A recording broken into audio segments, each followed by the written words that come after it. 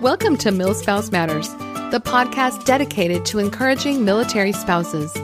I'm Jen McDonald, and I was a military spouse for nearly 30 years until my husband's retirement. I'm also now the mom of an active duty son, a longtime writer for the military spouse world, and the author of the book, You Are Not Alone, Encouragement for the Heart of a Military Spouse.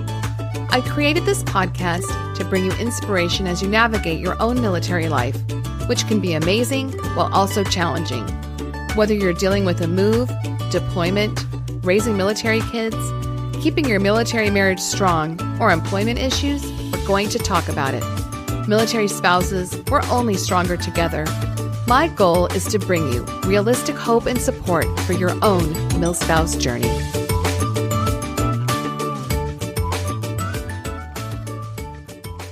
Hello and welcome to episode 37. I'm Jen and I'm so glad you're joining me today. Just a reminder, you can access the complete show archive at milspousematters.com. Just click the podcast tab and you can find all the past episodes, show notes, resources, and all the different ways you can subscribe in whatever podcast player you're using. Also, if you left a 5-star review, that would be great. I would be so grateful.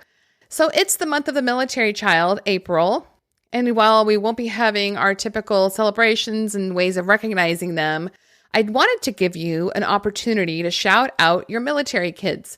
Share with us a way that your kids inspire you and tell maybe something unique they've done, ways they've coped with military life, how they've helped their community, or maybe a cool experience they've had. Anything goes. I'm going to be featuring your stories on an upcoming episode of the podcast. So probably by the end of this month, April of 2020. So here's what you need to do if you want to share something about your military kid. You can call 757-509-7241 and leave a voice message or record a short voice memo on your phone. And you can either send it to me via Instagram message or email it to milspousematterspodcast@gmail.com. Now, I know you might be on the go or listening somewhere you don't have a way to write that down. So it will be in the show notes. You can find the way to send that. And so I would need submissions by April 23rd. Would be the latest I could take them. And think about how excited your military child will be to hear their parents' voice saying their name and telling what you love about them. First names only are fine, and I can't wait to hear your stories. Today, I'm talking to Stacy Huisman and Amanda Trimillos, who are co-authors of the book, Seasons of My Military Student. It was really fun to hear how they came together to write a book. First, they were long distance, and then they ended up living near each other. So listen in to hear that fun story. They're sharing about that and the ways we can help our military kids through the transitions that go along with changing schools, settling into new routines, and all the disruptions these military kids face. And then we're talking about some fun and unique ways we can recognize our military kids during this unprecedented time of closures and quarantine. So here's a little bit about them. Stacy Huisman is an Air Force spouse, writer, mother, and advocate within the military spouse community. As a former parent-to-parent trainer for Military Child Education Coalition, she led workshops and seminars on many topics related to the education of military-connected students.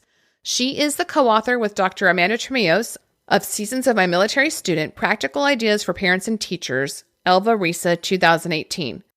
She offers professional development on military-connected students and education transition to schools, parent groups, and military support agencies. Amanda Trimillos, who holds a doctorate in education, is an Air Force spouse, mother, and National Board Certified teacher with extensive experience teaching military students in the United States and overseas. She leads workshops and professional development seminars for educators of military-connected students. As mentioned, she's also the co-author of Seasons of My Military Student, and she's also written the essay, School Choices and Changes in Stories Around the Table, Laughter, Wisdom, and Strength in Military Life. She speaks nationally about strategies to support military-connected students and how to keep military spouses in the teaching profession. Her national appearances include the inaugural Blue Star Family Network Live panel, speaker in Washington, D.C., 5 times U.S. Department of Education Teach to Lead Summit, Senior Teacher Mentor Giving Voice to Teacher Leaders Throughout the U.S., and National Board Certification Leadership Center Annual Conference Presenter in La Jolla, California. You can find more from Stacy and Amanda at seasonsofmymilitarystudent.com. It was a lot of fun talking to them, and I really think you're going to enjoy this episode.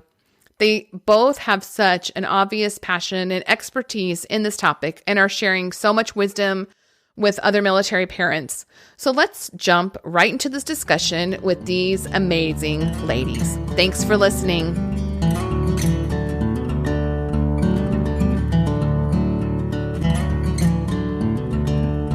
So hello, everyone, and welcome to this episode of the MilSpouse Matters podcast. Today, I am talking to Stacy Huisman, who is in Tampa, Florida, and Amanda Trimillos, who's at Ramstein, Germany. And as I mentioned, Stacy and Amanda have co-authored Seasons of My Military Student, Practical Ideas for Parents and Teachers. They are both Air Force spouses and moms, and they also run a Facebook group for military parents and educators supporting military-connected students, Seasons of My Military Student, Parent, and Teacher Group K through 12. And by the way, they are giving away 2 copies of their book, so keep listening, and we will let you know more about that. So welcome, Stacy and Amanda. Hi, Jen. How are you? Thanks for having us on. Yes. And I wanted to give you each a chance to tell listeners a little bit about yourselves and your families, and maybe a little bit of an overview of your background as a military spouse. So, Amanda, did you want to get us started? Sure, absolutely. Thanks for having us. Oh, yes. So my name is Amanda Trimillos, and I'm a National Board Certified Teacher, and my doctorate is actually in education leadership. I'm, of course, an Air Force spouse. I have 4 amazing children, and we've been in the Air Force, or been married to the Air Force, I should say, for the past 25 years, living stateside, overseas. I've taught on base, off base, all grade levels 6 through 12. But I think, all of that brought together in, coming to this book and coming to supporting military kids, really stemmed from my education and my experience in the classroom and the struggles I've watched my own students have and ways I've developed to support them in the classroom. But then also watching my own kids grow up, and I've got 4 amazing kids who really, really love being military kids. They love what the military and what the Air Force has offered them, but they still also struggle every time we PCS and every time we move. Yeah. That's so true. And they're all so different, I'm sure, from each other. Even my twins. I have twins, and they're often in the same class, but even the 2 of them, they're completely different, and they attack a PCS and a move and a deployment in completely different ways from each other and from their other siblings. Right. Well, Stacy, how about you? Did you want to introduce yourself? My name is Stacy Huisman. I'm also an Air Force spouse. I've been married to my husband for I don't know. I lost count, to be honest with you. He's been in for nearly 28 years. So we've been doing this Air Force ride for quite some time. We have 2 amazing kids ourselves, and they're in 8th grade and 6th grade. So they've had, I think at the last count, this is their 7th move. So I've learned a lot over the years. Before I met my husband, I worked for the city of Las Vegas for 14 years doing basically public affairs. And my background is a journalist. So between the combination of living through transition and the multiple military moves that we've had and school changes, and my background in education as a journalist, and I married them together and became basically one who writes topics mostly on education of military connected students. And Amanda and I brought together to write this particular book, and we brought our experiences and our passion and our expertise together to write this. It's so wonderful. And you guys, like you just mentioned, you have your own experiences, and then also your military parents. And your book is such an amazing resource. It's just packed so full of help for military parents and teachers. And I am curious, you kind of touched on that. How did you guys come together to write it? Well, I'll start with the first part of this, because it's actually kind of an interesting story. It is actually a military spouse story, like none other, but also it rings of truth. I actually had never met Amanda when we actually got together to write this book. I had never met her. I had, done my military. I had written multiple articles about military kids and education and sourced her as a subject matter expert because she was giving these amazing webinars online about military kids and education, and she was speaking to the educator, and I'm speaking to the parent. And with luck, Elvarisa brought us together and knew us independently of each other, but then brought us together and said, "Hey, would you guys be willing to collaborate on a book for military connected kids?" I'll let Amanda finish the rest. Oh, that's so cool, though. And it really is a neat story because, Stacy was resourcing me, but as the educator, I was also resourcing her as the parent. But we're reading each other's work, but we'd never met until Elvarisa introduced us. And so we wrote probably for a good year, having never met. Stacy was in Germany. I was in the United States writing this book. And now you've switched. Exactly. Well, but in that switch, Jen, in the middle of writing the book, my husband got orders to PCS, to Germany. Wow. And we ended up becoming neighbors. Oh my gosh. The house next door came up for rent. Oh, wow. And she was moving. And I said, "Amanda, it'd be a lot easier for us to finish this book if you were my neighbor." That is like unreal. Yes, unreal, but yet rings so true, right? So we ended up finishing the book.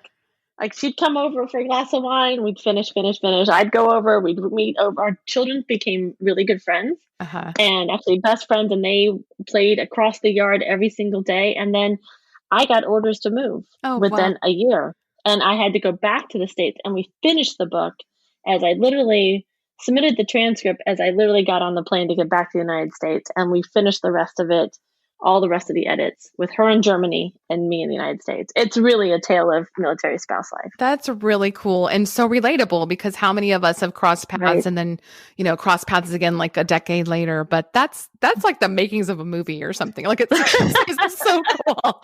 I did not know that part. And how good that you guys got along when you actually met. Were you worried about that at all when you finally did meet face to face?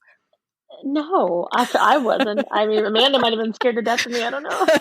But I figured we'd either be best of friends or worst of enemies. But it was one of the best experiences of becoming neighbors and moving in next to each other. I love that story. That is so cool. And I think it helps too. Just I'll say this: it helps that we're both professionals. Yeah. Like, we have professional lives, professional careers. So we kind of went into that as like, this is like we're professionals. Business-like. It's a business, and we happen to like our business partners. And that's the part that I think we never really lost sight of, that we were mission focused. That's amazing. And I'm just going to ask you, do you guys have another collaboration in the future? Is that something you're willing to share? Well, I don't, we think about it all the time. We wrote this book because we needed this book. We wrote it because it didn't exist. And that's the thing. What doesn't exist right now? We have a couple ideas things that don't exist. I'd like to shape some policy personally. I think. Oh wow, yeah. I think policy is the thing that we need to head into personally, but I don't think I have to drag Amanda to help me. That's for sure. Yeah. Well, and what was great about the book is, Elvarisa Publishing, they're the ones who reached out and they had the initial vision. My vision was purely educators. Stacy's vision was purely parents, and so we were, on the same mission, but looking at two different groups. And Elvarisa brought us together, and they had the vision of let's produce this and create one voice talking to parents and educators at the same time. And so we're continually grateful to them. But since then, Stacy and I collaborate on, several different things, maybe not as big as a book, but we are still in day-to-day contact as if we were still neighbors. She picks up the phone and I always start with, "Hey neighbor," because that's who she is now. That's awesome. So the answer to your question is yes, we are working on other things, maybe not necessarily part 2 of Seasons of My Military Student. Oh, well, that will be exciting to see what it is. So if somebody hasn't read your book and is thinking, well, maybe, it's for me, maybe it's not, what would you say it really addresses as far as what parents and teachers are maybe asking or looking for? Amanda, I'll let you take that one. Yep. Sure. So I'll go ahead and start. I think the big goal of the book of Seasons of My Military Student is having the parents and the teachers work together, having them really build a partnership with the parent, the teacher, and the student in order to advocate and understand the needs of the student through what the book calls seasons of transition. In every single season, how do the parents and the teachers, as the boots on the ground people right there directly supporting the student, what do they do? And it's, our way of taking policy from, MIC3, from the White House, from the Capitol, what are these big policy issues, bringing them down to reality of how do we implement them in the classroom, in the registration process, in the withdrawal process, in the deployment process. And I love that because it is so practical. And the concept of seasons, I really appreciate the fact that you guys, you're not just focused on the negatives. You talk about thriving, growing. It's not just, oh, it's hard, it's hard, it's hard. It's your kids can settle in and really create a very good life. And then, you just recognize what season they're in. I think that's so amazing how you all laid that out. And I think if you have children and in school and you move, even if you just move once, you get an idea of the battle rhythm of a PCS move and then entering into school. And then when you move a second time, you get it again. It's a different battle rhythm in terms of the age group. Maybe things are a little more complicated. But at the same time, you know that what's coming. Change is hard. This is hard. And if you've moved enough time like Amanda and I have, there's a distinct season that these children go through, no matter what their age is, no matter their grade. And there are storms. And the storms come when you least expect it. And they are as tangible as a deployment or as worse as actually losing a parent. So, and how do educators and parents deal with that, and how do they work together? And that was the big thing, is looking at the student as a whole and how do we come and support them? Well, and you support not just typical or what I'd call traditional schooling. I know I read in there about homeschooling or doing a combination. And that's really what our family did. And I felt like, I think we moved 13 times. Every place we moved, it looked different.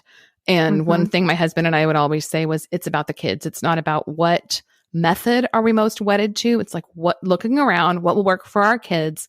What are the extracurriculars? We did charter school. We did dual enrollment. We did it all. My kids have been to every kind of school. I think that's pretty typical for military kids. So I really do appreciate the fact that you are very inclusive, I guess. I think that's wonderful. I think you have to look at that from where you are, because because education is state-based. So if you're in one state and the education system isn't quite up to par, or maybe your child isn't up to par and they're going to fall, they're not going to keep up. I love the fact that you used all the resources like a buffet. You picked whatever you needed to be able to fit you for that right then. I love that. That's a great term. That is something that Stacy and I really do try to focus on, is making sure that families know that the resources that are available to them, and sometimes the resource isn't the traditional track. And that's okay. And exactly what you said of what are the needs of the family? What are the needs of the individual student? And what are the needs right now? And what are the resources for you right now? And sometimes that might lead you to your traditional classroom. Sometimes it might lead families to homeschooling. It might lead families to make a decision to geobatch, where the military member moves ahead and the rest of the family stays behind to finish out a school year or to finish out a deployment or, a school training. But it's all of those decisions come together. And it's important that what's right for my family isn't necessarily going to be right for what's right for your family. No judgment zone. Yeah, that's what we are about. I love that. Or what's right one year may not be right the next year, or what's right for one of your kids is not. It's just so individual. And I think maybe military families are a little bit more nimble about that because we're so used to change anyway. So it doesn't seem like it's a big stretch to just kind of go, that's not working. Let's just switch it up, or let's try something new or something different. I think military families are awesome. And I know you guys do too. We love them. Well, one thing you touched on in your book too was the common misconceptions kids can have. So you spoke about how a child may not tell you hey, they're signing up for a band next year and they just threw the form away because they figured they weren't going to be here. Or especially when they're little, like my friend is moving, so that must mean I'm moving too. And we just sometimes don't know the assumptions they're making. So maybe you can talk about some ways, how are we mindful of the things that maybe our kids aren't speaking and kind of be aware of? Do you guys have any tips or tricks up your sleeve for that? Sure. Well, and I mean, your example is spot on, especially for students who are entering the season of leaving. They're getting ready to leave. And we need to, as families, we need to be mindful, and as educators, we need to be mindful that the season of leaving starts with anticipation. Before the family even has orders, before they know where they're going, kids know it. They know that the orders are about to come. And so they already start processing that opportunity to leave, but the parents know orders change all the time. Right. And the kids don't necessarily have that mindset. They just know, I've been here for 2 years. It must be time to leave. So when the teacher asks, are you moving? They're going to raise their hand and say, yes, I've been here 2 years. It's time for us to PCS. Oh. And so being mindful of, as educators, let's reach out to the families. And if our kids say they're moving, reach out. Do you have news? Like verify. Exactly. Verify. Trust, but verify. Exactly. Stacy, what do you want to add to that? Oh, and I was going to say, to bring it to like right now during this, crazy time of the pandemic, we've had a stop movement order in effect. So therefore I can't, I don't know if we're moving, but before this, I had my son register his high school credits just in case we were going to the next school. What if something fell through? Just because we're not supposed to be here next year. What if something changes? So let's just go through the process so that we understand what it's going to be like at the next place. Or if the safety net comes out from under us and our orders change and we stay, at least I know you're registered and we're good to go and we don't have to make up any groundwork there. So I think a lot of times is we tend to stop. Oh, we're done. We're out. Peace out. I'm gone. Yeah. But really, we have to go through the motions, not only for ourselves, but for our kids to know what is expected of them when we move, and just in case if we stay. I think a lot of families are in that position with you. And even not necessarily during just the quarantine, there's been times where we were faced with sudden orders, just really rapid orders where we had a month or something crazy. Right. And I look back now and I go, how did we do that? I did that to Germany. We had 6 weeks. I totally get it. Yeah. And I think, that anticipatory grief, when you have a lot of notice, you kind of know how that goes. But when it's like you said, the rug is pulled out from under you, you kind of just have to be ready to go at a moment's notice. And that's just a whole different issue of how to help your kids through that. But I do love what you said about you went ahead and went through the motions because just in case. And that's just got to be such a hard spot for the military kids to be in because they don't really know what's going to happen. And I have no idea. It's we don't know. Such a different time right now. Yeah. A lot of uncertainty of how will they process this as we go forward. And I'm saying that as Department of Defense, what if we just everyone stays? I heard the Army actually said the other day that families can opt to stay in one place for the next year. And there's just so much, everything's a slippery rock you're about ready to step on because you have no idea which way it's going to go. And if you already said your goodbyes and we're kind of like, all right, we're good to go. And yeah, all right, then never mind. Right. I would even say that there's several spouses on our parents in our big Facebook group that look for us to just kind of talk about their day or, what's going on with them. But there are more than several dozen whose spouses have already left and they were just about ready to move. Their stuff is gone. They're in TLF and they have a stop movement and they can't go. And that from being overseas, I know that there's folks in Saudi Arabia that are stuck right now. In Qatar, they're stuck. Their spouses are gone and they're by themselves. Wow. Well, what would you say to those families, Amanda? Well, for me, the first thing I'd say is that that's a storm in any season. That Right. that is the last chapter of the book, of focusing in on storms. It doesn't matter right now if a family's in the season of leaving, if they've just arrived somewhere, if the kids were just getting into the groove in the season of growing, or even if they're thriving. Everybody right now is in this storm of the coronavirus. And how do they move on with that, and how do they work with that? I know for us, a big connection has been, our schools went virtual, which has been a really difficult change, actually. Compared to, I know, some schools who haven't been able to accomplish any type of virtual learning, where other schools like us, we went virtual, and it was a hard change to come home and still run a normal school day from your living room. But the connections that they've had, my youngest has learned to email his friends, and something I don't think I would have really taught him for another couple of years, but he's learning to reach out and connect with his friends via email, via the different Google Class Meets, all the different programs that they're using. And so it's really still trying to stay connected. So even though we're stuck in our own four walls on our own property, for a lot of people is still seeing the world and seeing our friends in a different environment and still holding on to those connections. Yeah, that's so good.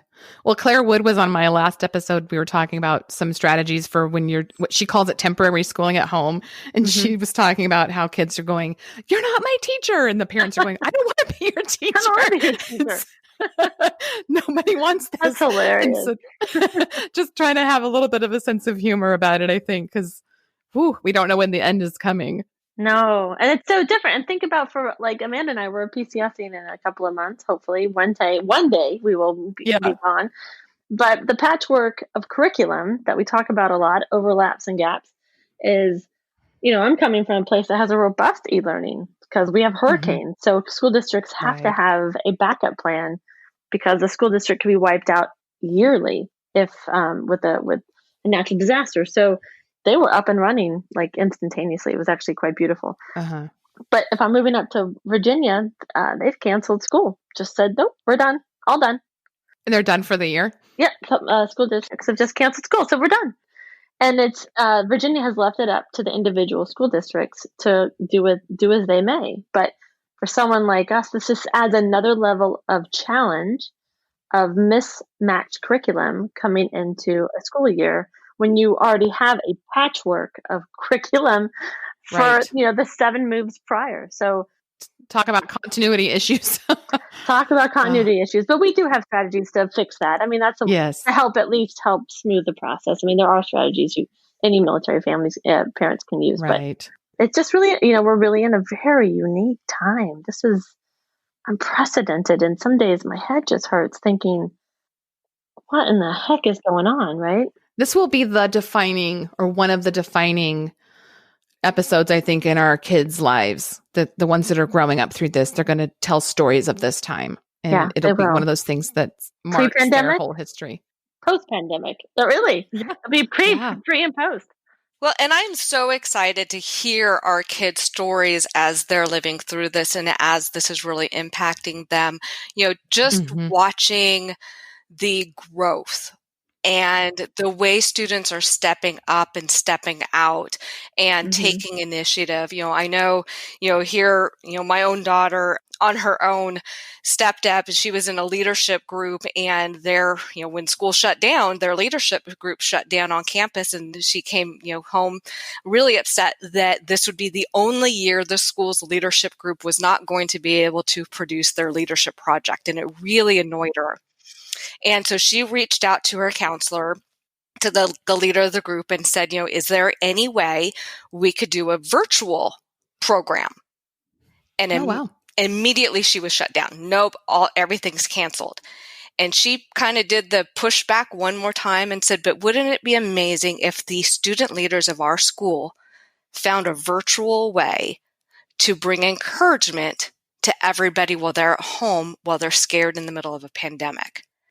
And the school came back and gave them permission to continue with a virtual project with the goal of uplifting and supporting their local community. And good for her. That's what I saw in my own house. But then I've seen, seniors in high school reaching out to their schools, I'm saying, hey, did you know military kids are about to move? And this is the situation, and I have ideas of how you support them. And so I'm seeing schools and teachers and students really step up and trying. Yeah, they're really trying. They're really trying. And, if nobody tries, nothing happens. Right. True.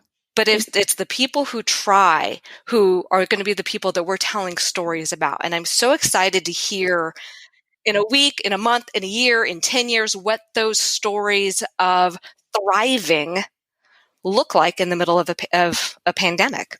Yeah. Well, speaking of this whole pandemic, you guys have an initiative, Purple Up to Step Up. And that's offering safe ways for military kids to reach out and support their communities and friends. So can you share with us a little bit about that? Absolutely. And, this is one of those things where you just have to sometimes just be creative. And, thinking about what the normal message of Purple Up in the month of the military child means is celebrating. Let's celebrate how unique we are. Let's celebrate some of the challenges that we have to face. Let's celebrate the hardships that we have to endure. And suddenly, when you put those messages out right now, they fall very flat. The whole world is in a very tough place. And the thing is, my neighbors next door lost their job. There's a food shortage. There's some really serious life-changing things happening. There is no school. There are people laid off from jobs. There are shutters on buildings. Let's just stop for a minute and go, how tough is it for our life right now? We're okay. We've got an guaranteed income coming in, and we've got health insurance. We're good. Let's look at who the kids are. Who are their parents? Their parents volunteer to serve.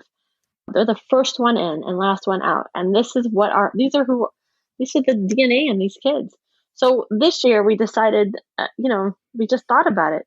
This isn't a time to tout how challenged we are. That doesn't fit. Really what it is, how can we help you? Because this is what we do. That we come together. Our village is tight and we help each other. Our village is our community now. So go help. And we just turned it in. Instead of Purple Up, let's step up and let's help out our neighbor. It's just simple things, just things that we would do, anyways, that we would think about, but kind of bring a little light into people. Like for me in particular, deployed families to me are the ones who are hit the hardest. My neighbor across the street, her husband left for Africa 2.5 weeks before this hit. She's got 3 kids with all 3 of them with special needs. And now she's home with kids. And her support system has been evaporated overnight. How in the world can I help her? There's no one to help her. She can't have family come down. She can't go to family. It's just really frustrating. And I know she's not the only deployed family feeling that right now. So, step up. How can we help? So we went through 4 specific weeks, and the weeks were they're broken down very simple. The first week we did salute to seniors, which is, helping out the senior citizens that are around us, the unseen, that those who cannot come out to the grocery stores because they just can't, or in the nursing homes, the VA hospitals, the VA nursing homes, I can't see any family. So my kids, we just did a neighborhood thing where we brought everyone gave me a card, and we started a pen pal group and sent it to the local VA nursing home. That's just a really easy way, idea. Just to make them feel, hey, you are not forgotten. And also taking care of deployed spouses and deployed families. The other 2 weeks are very, very easy. And that is Operation Nice Neighbor. Go do something nice for your neighbor. Leave surprise gifts around. Leave toilet paper in their trees. Whatever you gotta do to uplift somebody. And of course, the last one is just, give back and give thanks. And that's, thanking those who help us every single week, which are the post office, the postmaster, Amazon workers. Leave out some bottled water for them and some snacks. Whatever you think is who helps you, who are the unsung heroes. So that's the way we're looking at Purple Up this year, is stepping up. So it's not as much, it is celebrating our military kids, but celebrating them by having them reach out to their community, kind of turning it on its head a little bit. I would say, I think that's exactly what we're doing. So often our military kids, do step up, but they're quiet about it. It's Mm-hmm. unseen. They don't do it for recognition, but they're already doing it. They're already stepping up. And really what Stacy and I, and through, the Purple Up to Step Up movement is doing is saying, put on a purple shirt while you step up. Put on a purple Mm-hmm. shirt while you go out and you help your community.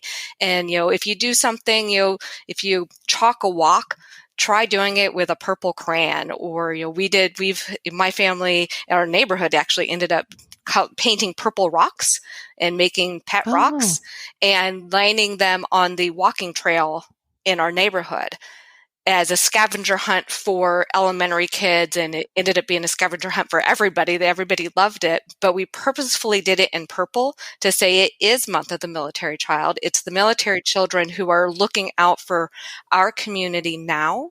And so we're giving them the nod by wearing purple, of we're recognizing that it's the military kids are recognizing that it's our community who has always come to support us in times of deployment, times of PCS, times of storms. And if we can step out and step back and help now, we're going to go ahead and do that.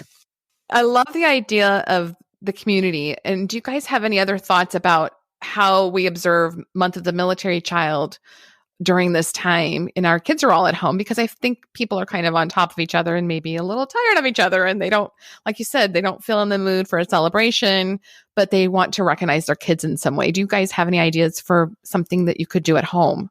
Absolutely. Yay! Absolutely.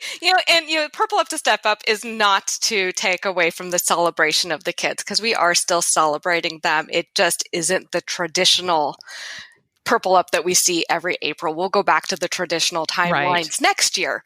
But this year I'm seeing things where some schools have turned to Facebook Live, and Mm-hmm. they're posting, the principal, doing the where's principal today, and they've I've seen schools still decorate the school in purple.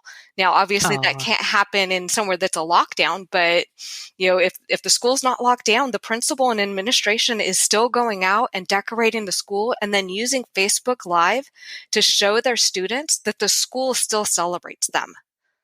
And I will tell you, our school district, we are the eighth largest school district in the country, which is Hillsborough County here in Florida. And, it's a huge military segue for people, both retired and active duty. And they have gone above and beyond. They always do. I gotta tell you, they're really spectacular, even under pressure. There's a military liaison that works actually for the school district, which is mm-hmm. unusual, very unusual, I'll add. She went out and asked all these military kids to send messages about what they love about being a military kid, and they're putting together a huge video production about all the military kids throughout the school, about their school district. And the superintendent is reading a military book a week, a book about military Oh, kids online for the elementary school kids. And from the kissing hand to there's a multitude of other books out there, but lots of really great stuff. I just think they've got their finger on the pulse of military kids out here, which I think that is is so beautiful. great. I did decide to do a little shout out for military kids. I'll just throw this in here to have parents call in and leave a voice memo, something about their children. So listeners can look for that in the notes, and then also on social media. That'll be by the end of the month. But I thought that would be a fun way to maybe kids hear their name, That's a on a great show. way. So And yeah. last Absolutely. year we did last year when everything was normal. Let's just call it normal. Hmm. Like we have a military kids club that we started here in Hillsborough County, and what I had them do for Purple Up was I had their parents write their kids thank you letters. Oh, Thank you. yeah. And we had them open them up at a dessert bar, hand delivered to them, and then they came and they opened up the letters. And there were tears of just feeling validated by their Yeah. parents that they've been through a lot. And some of the younger kids really get it, like, hey, thanks for stepping up when dad was gone. And Hmm. it just I'm even getting a little teary eyed right now thinking about it, because it really was something I hadn't done before, but I can't imagine never doing it. I can't not doing it again. Like, it's just Yeah. so great to watch my kids go, see it from their dad. Hey, thanks. Thanks for going to another school. I get it. And it's just validation. So if your parents out there, write your kid a thank you note, because I think it will definitely resonate. For sure. Amanda, did you have something to add? Sorry, I think I talked over you. No, that's okay. Yeah, I was just going to say, the base out here is inviting the families on base housing to decorate their houses and decorate their doors in purple. Oh, and I love it, Amanda. I know. I was like, that's great. Too bad I don't live on base. They're doing door competitions throughout the base. Especially since a lot of people can't leave, but they can at least decorate their own door. And families are already saying, I don't live on base, so I'm not going to decorate my front door, but I am going to go through and decorate my kids' doors. And that's a great idea. It just brings, there's so many things that we do on campus that we can bring into the home. We can still have a military kids breakfast at our own breakfast table. We can still decorate in purple. We can still decorate their doors. We can still put on our purple shirts. We can still write the letters that Stacy's talking about. So there's still ways to recognize, because this is still hard, especially for anybody who is about to move or not moving, or, depending on where their orders sit. And, are we moving next month? Are we moving in 6 months? We don't know anymore. And so that has added an extra challenge.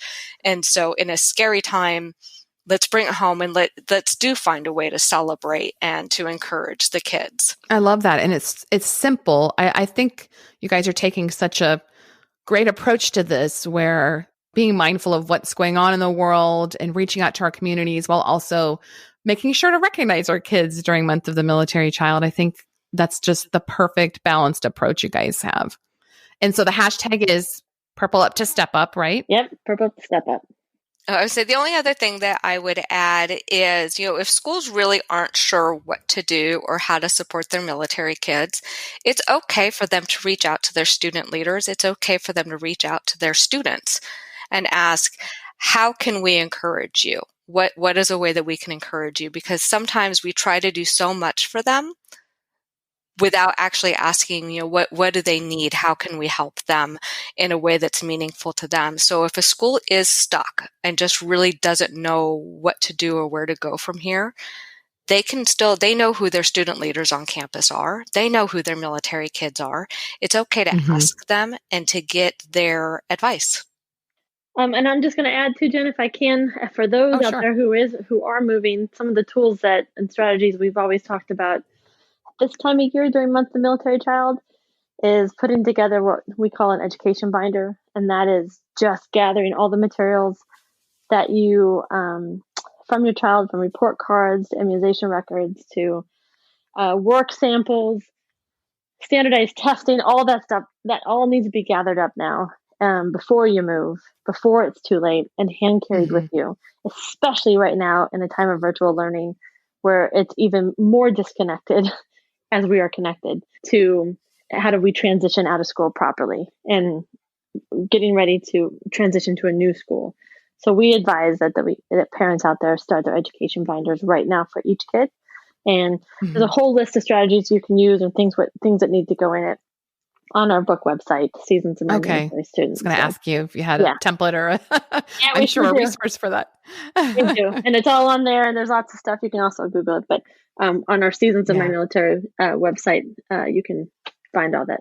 Find out what to put in there, which is really important, like a teacher-to-teacher letter. So, and a reminder that they are giving away two copies of their book, Seasons of My Military Student. So I will put more information out about that probably on my Instagram and also in the show notes. So just take a look for that. Thank you, ladies, so much for joining me today. It was just so much fun to talk to you. I wish we could talk longer. Oh my goodness. Thank you very much. This was really fantastic. You really have done, over the course of the decade that I've seen you, for lack of a better word, you have really made an impact on many people, including myself. So thank you for doing what you do. Thank you. And just a reminder, you can find Seasons of My Military Student at seasonsofmymilitary.student.com, on Facebook and Instagram at Seasons of My Military Student. Follow the hashtag Seasons of My Military Student and hashtag Seasons of Transition, as well as hashtag purple up to step up, and make sure and tag your photos of your military kids so they can see those. That would be great to see. And I just want to thank you again, Amanda and Stacy, for joining me today. Thank you for having us. Yes, absolutely. Thank you. Yes, it was so great talking to you. Thanks for listening to the MilSpouse Matters podcast. Connect with me at milspousematters.com or on social media as @milspousematters. You can find my book, You Are Not Alone, Encouragement for the Heart of a Military Spouse, on Amazon and other booksellers. Love the show?